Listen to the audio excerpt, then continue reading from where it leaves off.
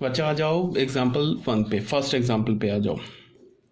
ये देखो क्या है, हमारे पास एक मैट्रिक्स दे रखा है 3/4 ऑर्डर का, किसी भी ऑर्डर का ले लो, 3/4 ले लो, स्क्वायर मैट्रिक्स ले लो, नॉन स्क्वायर मैट्रिक्स कुछ भी ले लो। एक मैट्रिक्स दे रखा है हमारे पास 3/4 ऑर्डर का। अब मैं क्या करना चाह रहा हूँ, रो ट्रांसफॉर्मेशन यूज़ करना चाह रहा हूँ। अच्छा, इसमें एक बात और याद रखोगे कि जो रो ट्रांसफॉर्मेशन यूज़ होता है ना वो प्री मल्टीप्लायर पर होता है, और जो कॉलम ट्रांसफॉर्मेशन यूज़ होता है वो पोस्ट मल्टीप्लायर पे होता है। जैसे ये देखो, यहाँ रो ट्रांसफॉर्मेशन क्या कर रहे हैं, आई पर कर रहे हैं, ये क्या है, ए का प्री मल्टीप्लायर है। यहाँ आई पर हम कॉलम ट्रांसफॉर्मेशन कर रहे हैं, ये क्या है, ए का पोस्ट मल्टीप्लायर है। यहाँ फिर ए पर हम रो ट्रांसफॉर्मेशन अप्लाई कर रहे हैं, तो ये क्या है, बी का प्री मल्टीप्लायर है। और यहाँ बी पर क्या कर रहे हैं, कॉलम ट्रांसफॉर्मेशन अप्लाई कर रहे हैं, तो ये बी क्या है, ए का पोस्ट मल्टीप्लायर है। तो तुम याद कैसे रखोगे, तुम याद ऐसे रखोगे कि जो प्री मल्टीप्लायर पे हम जब भी रो ट्रांसफॉर्मेशन लगाएंगे तो वो प्री मल्टीप्लायर पे लगाएंगे, और पोस्ट ये कॉलम ट्रांसफॉर्मेशन लगाएंगे वो किस पर लगाएंगे, पोस्ट मल्टीप्लायर पे लगाएंगे। ठीक है, अब देख लो एग्जाम्पल, देख लो, क्लियर हो जाएगा। जैसे मैंने एक 3/4 ऑर्डर का एक मैट्रिक्स लिया, अब मैं क्या करना चाह रहा हूँ कि रो ट्रांसफॉर्मेशन यूज़ करना चाह रहा हूँ।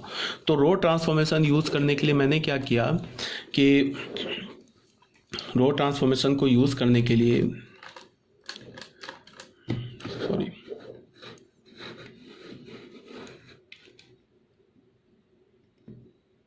रो ट्रांसफॉर्मेशन को यूज़ करने के लिए मैंने क्या किया, मुझे पता है कि ये जो आइडेंटिटी मैट्रिक्स है ना वो ए के का क्या होना चाहिए, प्री मल्टीप्लायर होना चाहिए।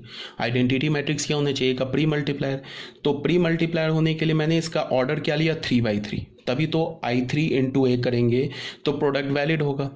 ठीक है, अब मैंने क्या किया कि ये आइडेंटिटी मैट्रिक्स उठाया 3/3 ऑर्डर का, इस पे अपने मर्जी से मैं ट्रांसफॉर्मेशन, रो ट्रांसफॉर्मेशन लेता चला गया। पहला रो ट्रांसफॉर्मेशन क्या लिया, R1 R3 को इंटरचेंज कर दिया, अपनी मर्जी से ले रहा हूँ। R2 को क्या किया मैंने, R2 इंटरसेक्स, R2 को चेंज किया -2 R2, फिर R3 को ले लिया R3 -R2। यहाँ 3 रो ट्रांसफॉर्मेशन लिया, तुम चाहो तो 2-4 और ले लो, 5-6 ले लो रो ट्रांसफॉर्मेशन, कोई फर्क नहीं पड़ता है। तो R3 -R2 किया तो हमें ये मैट्रिक्स मिल गया। ऐसे लिखने का मतलब क्या है कि जो पहली बार हमने रो ट्रांसफॉर्मेशन लिया तो ये जो मैट्रिक्स है ना, ये कैसा मैट्रिक्स हो गया हमारा, ये मैट्रिक्स कैसा हो गया हमारा, इक्विवेलेंट मैट्रिक्स। फिर यहाँ हमने लिया, ये इसका इक्विवेलेंट हो गया, इक्विवेलेंट हुआ, लास्ट में जो मैट्रिक्स बचा उसे हमने ई बोल दिया। ठीक है, अब हमने क्या किया, इस आइडेंटिटी मैट्रिक्स पे कौन कौन से रो ट्रांसफॉर्मेशन लिए, 3, एक ये, एक ये, एक ये, 3 रो ट्रांसफॉर्मेशन लिए। अब जो फाइनल मैट्रिक्स मिला ना हमें, ये जो रो ट्रांसफॉर्मेशन के बाद जो ई मैट्रिक्स मिला, इसको हमने ए से प्री मल्टीप्लाई कर दिया। प्री मल्टीप्लाई किया तो हमें मैट्रिक्स क्या मिल गया, ये देखो, ये मैट्रिक्स क्या मिल गया, ये मैट्रिक्स मिल गया। ठीक है, अब जो हमने ये 3 ट्रांसफॉर्मेशन लिया है ना, जो हमने 3 ट्रांसफॉर्मेशन लिया किसके साथ, I3 के साथ, वही सेम ट्रांसफॉर्मेशन किसके साथ लेंगे, ए के साथ। देखो, पहला वो सेम ट्रांसफॉर्मेशन, दूसरा, तीसरा, तो हमें क्या मिलेगा, पी। ठीक है, लास्ट में जो बचा ना मैट्रिक्स बचा, ये सब इक्विवेलेंट मैट्रिक्स होता जाएगा, उसे हमने पी बोला। अब फर्स्ट और सेकंड से देख लो, ये दोनों मैट्रिक्स इक्वल है, ई ए और पी इक्वल है, देख लो, E is equal to P. यहाँ ये मैट्रिक्स देखो, ये मैट्रिक्स देखो। इसका मतलब क्या किया हमने, इसका मतलब हमने ऐसे कुछ किया कि हमारे पास क्या लिखा था, I3 इंटू ए, ये किसके इक्वल है, ए के। ठीक है, इस पे हमने 3 एलिमेंट्री रो ट्रांसफॉर्मेशन लगा दिया, 3 एलिमेंट्री रो ट्रांसफॉर्मेशन लगा दिया। वही सेम एलिमेंट्री रो ट्रांसफॉर्मेशन यहाँ लगाया, same transformation, same row transformation लगाया। ठीक है, तो इसको मल्टीप्लाई करने के बाद हमें क्या, 3 रो ट्रांसफॉर्मेशन लगाने के बाद ये ई मैट्रिक्स बच गया, इसको हमने किससे मल्टीप्लाई कर दिया, ए से, वो किसके इक्वल हो गया, जब इस पे हम 3 रो ट्रांसफॉर्मेशन लगाए तो वो पी मैट्रिक्स हो गया, तो E is equal to P हो गया। अब तुम सोच रहे होगे सबका यूज़ क्या है, तो यूज़ बता रहा हूँ। ठीक है, पहले ये तो समझ में आना चाहिए कि अभी चल क्या रहा है। अब आ जाओ सेकेंड एग्जाम्पल पे, हमने एक 3/3 ऑर्डर का एक मैट्रिक्स ले लिया। ठीक है, अब हमने क्या किया कि I3 लिया। क्यों लिया I3, क्योंकि हमें एक के साथ ना पोस्ट मल्टीप्लाई करना है, तो हमने I3 लिया। I3 पर हमने 3 कॉलम ट्रांसफॉर्मेशन लगा दिया, एक ये, एक ये, एक ये। अब ये सब समझ रहे होगे, C1 को हमने चेंज किया C1 माइनस C3 इसका क्या मतलब है, थर्ड कॉलम के हर एक एलिमेंट को 3 से मल्टीप्लाई करो, फर्स्ट कॉलम के क्रॉसपॉन्डिंग एलिमेंट में सब्ट्रैक्ट कर दो। ठीक है, तो ये हमने 3 ट्रांसफॉर्मेशन लिया, तो लास्ट में क्या हमें बचा E। अब हमारे पास ये जो E बचा ना, इसको हमने A मैट्रिक्स से पोस्ट मल्टीप्लाई कर दिया, तो हमें ये मिल गया, इसको हमने फर्स्ट इक्वेशन बना दिया। अब हमने जो ये 3 कॉलम ट्रांसफॉर्मेशन लिया है, ये सेम कॉलम ट्रांसफॉर्मेशन ए पर अप्लाई कर दिया। सेम कॉलम ट्रांसफॉर्मेशन देख लो, तो सेम कॉलम ट्रांसफॉर्मेशन ए पर अप्लाई करने के बाद हमें क्या बचा, ये पी। तो फर्स्ट एंड सेकंड से क्या हो गया, ई ए इज इक्वल टू पी। ठीक है, तो इसका क्या मतलब है ये बता रहा हूँ अभी। इसका यहाँ क्या बोला हमने, हमारे पास क्या मैट्रिक्स लिखा था, ए आई इज इक्वल टू ए, ऐसे लिखा था। इस पर हम ये हमारा, अब मैं अगर कॉलम ट्रांसफॉर्मेशन यूज करना चाह रहा हूँ तो पोस्ट मल्टीप्लायर पे कॉलम ट्रांसफॉर्मेशन यूज करूंगा। इस पर हमने क्या किया, कुछ कॉलम ट्रांसफॉर्मेशन यूज किया, कॉलम ट्रांसफॉर्मेशन यूज किया, वो सेम कॉलम ट्रांसफॉर्मेशन यहाँ यूज कर लिया, सेम कॉलम ट्रांसफॉर्मेशन, बस इसको ध्यान में रखोगे, सेम कॉलम ट्रांसफॉर्मेशन। तो ये आई क्या बन गया हमारा ई, इसको ए के साथ हमने प्री मल्टीप्लाई कर दिया, तो ये हमारा ए पे जब सेम कॉलम ट्रांसफॉर्मेशन अप्लाई करोगे पी बन जाएगा, तो ये भी इक्वल होगा, ये बोला जा रहा है। ठीक है, अब आ जाओ थर्ड एग्जांपल पे। हमने एक मैट्रिक्स लिया ए, एक मैट्रिक्स लिया पी, इस ए बी मैट्रिक्स को मल्टीप्लाई किया तो मिल गया हमें सी। ठीक है, तो सी क्या हो गया, C is equal to A B, A B को मल्टीप्लाई किया हो गया। ठीक है, अब मैं मल्टीप्लाई करके नहीं दिखाऊंगा क्योंकि उसमें टाइम वेस्ट होगा। ठीक है, तो ए बी को मल्टीप्लाई किया तो सी मैट्रिक्स हो गया, तो ये हमारा सी मैट्रिक्स हो गया। अब मैं क्या करना चाह रहा हूँ कि मैंने क्या किया कि ये जो ए है ना, ए क्या लिखा है, बी के साथ प्री मल्टीप्लाई है ना, तो ए पर अगर मैं एलिमेंट्री रो तो क्या करूँगा, रो ट्रांसफॉर्मेशन यूज़ करूँगा। अगर बी पर मैं ट्रांसफॉर्मेशन यूज़ करना चाह रहा हूँ तो फिर कॉलम ट्रांसफॉर्मेशन यूज़ करूँगा। तो मैंने ए पर ट्रांसफॉर्मेशन लिया, तो ए पर मैंने ये 3 ट्रांसफॉर्मेशन लिया, तो ए एक बार R1 R3 किया तो ये मिल गया, फिर इसको चेंज किया R2 को क्या चेंज किया, ये एरो नहीं है, ये सिंगल एरो ऐसे, R2 को हमने क्या चेंज किया, R2 माइनस R1, फिर तो ये मिल गया। फिर इस पर क्या चेंज कर दिया, R2 को -2 R2 कर दिया, तो हमें ये मिल गया ए पे। फाइनल हमें ये मैट्रिक्स मिला, इसको ये मैट्रिक्स मिला। ठीक है, इसको हमने क्या बोल दिया, ई मैट्रिक्स बोल दिया। तो हम लोग क्या कर रहे हैं, ये देखो, हम लोग है ना ए पर प्री मल्टीप्लाई कर रहे हैं, ए मैट्रिक्स पर प्री मल्टीप्लायर कर रहे हैं। ये जो प्री मल्टीप्लायर है ना बी का ए, इस पर रो ट्रांसफॉर्मेशन अप्लाई कर रहे हैं, और वही सेम रो ट्रांसफॉर्मेशन सी पर अप्लाई करेंगे, सी का मतलब इस मैट्रिक्स पर अप्लाई करेंगे। ठीक है, तो यहाँ पे हमें क्या मिल गया, R3 पे ये किया तो इक्विवेलेंट मैट्रिक्स ए हो गया। अब ई बी मैट्रिक्स निकाल लिया, ई इंटू बी, ये क्या मिल गया, पी मैट्रिक्स हो गया, इसको हमने फर्स्ट बोल दिया। सेम रो ट्रांसफॉर्मेशन सी पर करेंगे। ठीक है, तो सी मैट्रिक्स तो इसके इक्वल है, इस पे पहला वो सेम रो ट्रांसफॉर्मेशन जो हमारे पास 3 है वो कर दिया, ये क्यू मिल गया, तो देख लो E B is equal to Q K equal है। ये देखो मैट्रिक्स और ये मैट्रिक्स देखो इक्वल है। ठीक है, इसका क्या मतलब है ये बताया जा रहा है। इसका क्या मतलब है कि हमारे पास जब भी A B is equal to C लिखा होगा, ठीक है ना, तो अगर मैं ए पर, ए क्या है, बी का प्री मल्टीप्लायर है, तो अगर मैं प्री मल्टीप्लायर पर क्या करूंगा, रो ट्रांसफॉर्मेशन अप्लाई करूंगा।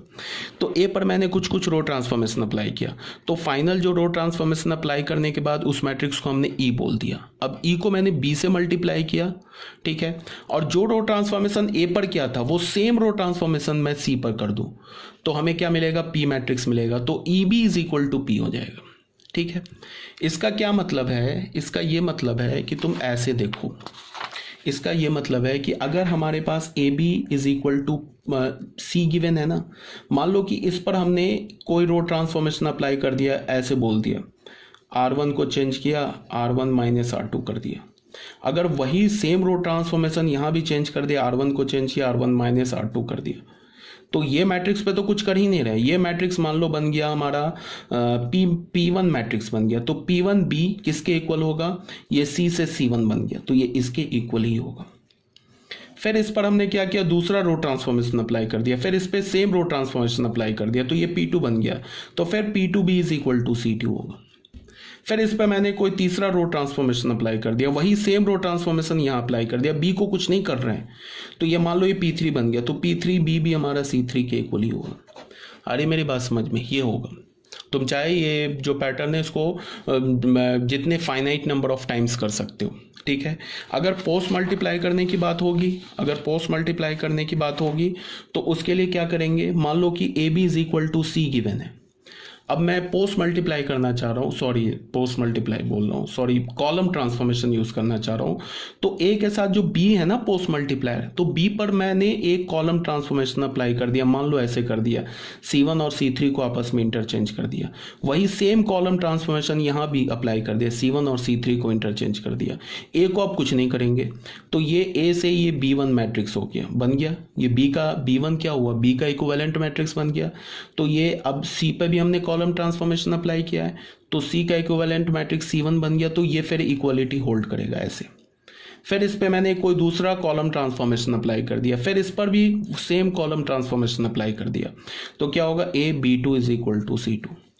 फिर इस पे हमने एक कॉलम ट्रांसफॉर्मेशन और अप्लाई कर दिया, सेम कॉलम ट्रांसफॉर्मेशन और अप्लाई कर दिया, तो हो जाएगा ए B3 is equal to C3। ऐसे करके तुम फाइनाइट नंबर ऑफ टाइम्स क्या कर सकते हो, इसको एक्सटेंड कर सकते हो। बात आ रही है समझ में क्या बोल रहा हूँ, ठीक है। अब इसका यूज़ क्या है वो अभी हम आगे देखेंगे। सिमिलरली इसी बात को, ये तो मैंने अभी जो बताया ना एग्जांपल, ये तो रो के लिए बताया। सिमिलरली कॉलम के लिए भी तुम एक बार चेक कर लेना। कैसे चेक करोगे, तुम ए और बी कोई दो मैट्रिक्स ले लो, उसको प्रोडक्ट कर लो तो सी मैट्रिक्स आ जाएगा। अब तुम बी पर 3 4 जितनी मर्जी है ट्रांसफॉर्मेशन ले लो, वही सेम ट्रांसफॉर्मेशन सी के साथ ले लो। अब बी पर मान लो तुमने 4 कॉलम ट्रांसफॉर्मेशन लिया, अब उसके बाद जो फाइनल मैट्रिक्स बचेगा ना उसको ए से मल्टीप्लाई कर दो, इस पे भी 4 कॉलम ट्रांसफॉर्मेशन ले लो, तो देखोगे कि जो ए इंटू ई होगा वो पी के इक्वल होगा, ठीक है। ये बात आ रही है समझ में। ये कॉलम ट्रांसफॉर्मेशन अप्लाई कर रहा हूँ तो ये ए ई किसके इक्वल होगा, पी के। बच्चों अपने PDF में करेक्ट कर लेना, ठीक है। तो इसका कहने का क्या मतलब है वो फिर से एक बार, मुझे लगता है नहीं समझ में आ रहा है तो फिर से एक बार और लास्ट देखो। मैंने पहले क्या बोला, ध्यान से देखो। ए मैट्रिक्स हमारे पास है एक m/n ऑर्डर का, ठीक है। एक आइडेंटिटी मैट्रिक्स मैंने ले लिया m/m ऑर्डर का, ठीक है। क्यों m/m ऑर्डर लिया, क्योंकि मैं i को a का प्री मल्टीप्लाई करना चाहता हूँ, तो i ये डिफाइंड हो जाएगा, बिकॉज इसका ऑर्डर क्या हमारे पास m/m, a का ऑर्डर क्या हमारे पास m/n, तो ये डिफाइंड हो जाएगी, किसके इक्वल होगा, a के। अब मैंने क्या बोला, i a के इक्वल है, ठीक है। अब मैंने क्या किया, i पर एक एलिमेंट्री रो ट्रांसफॉर्मेशन लिया। क्यों, बिकॉज i जो है ना a का प्री मल्टीप्लायर है, तो मैं बार बार बोल रहा हूँ कि प्री मल्टीप्लायर पे रो ट्रांसफॉर्मेशन लेंगे और पोस्ट मल्टीप्लायर पे कॉलम ट्रांसफॉर्मेशन लेंगे।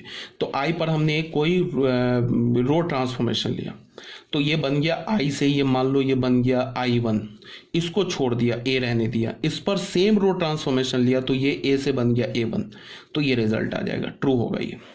फिर इस पर हमने एक और रो ट्रांसफॉर्मेशन लिया, तो ये i से बन गया i2, ये a को ऑलरेडी, इस पर एक दूसरा सेम रो ट्रांसफॉर्मेशन लिया तो ये बन गया a2, तो ये भी इक्वल ही होगा। ऐसे करके तुम एक्सटेंड कर सकते हो। फिर इस पे कोई रो ट्रांसफॉर्मेशन ले लो, वो बन जाएगा i से i3 इंटू ए, सेम रो ट्रांसफॉर्मेशन यहाँ ले लो तो ये a3 बन जाएगा। ऐसे करके ये होल्ड करेगा, ठीक है।